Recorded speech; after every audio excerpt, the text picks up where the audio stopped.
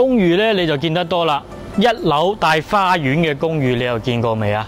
咁呢一套嘅話咧係54方嘅公寓，複式公寓嚟嘅。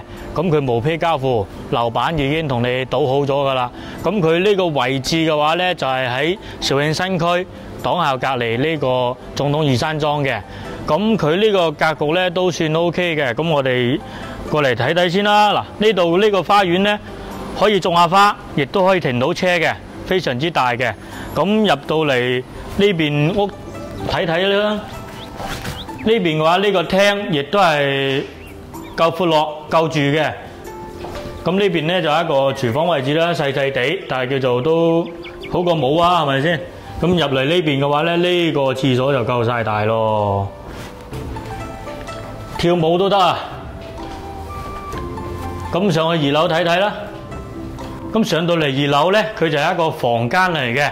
咁呢度有書台，有做埋咗嗰個衣櫃，都唔會覺得好壓抑嘅。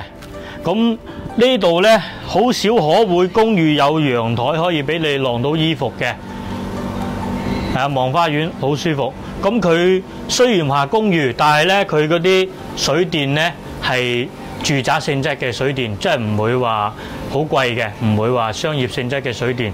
呢個會比較好少少咯，係啦。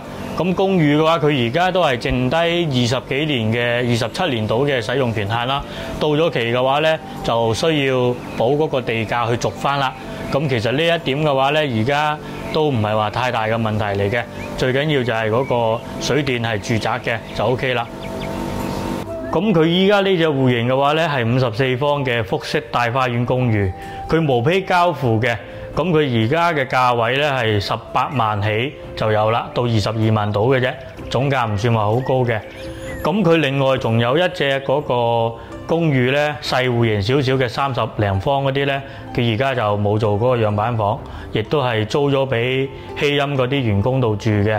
咁佢買嗰啲咧就可以即刻返租嘅10年，咁嗰啲咧大概10萬蚊到一套。咁兩個戶型公寓睇你自己揀邊個啦。係啦，如果有興趣嘅話，過嚟我帶你過嚟現場再睇睇。OK。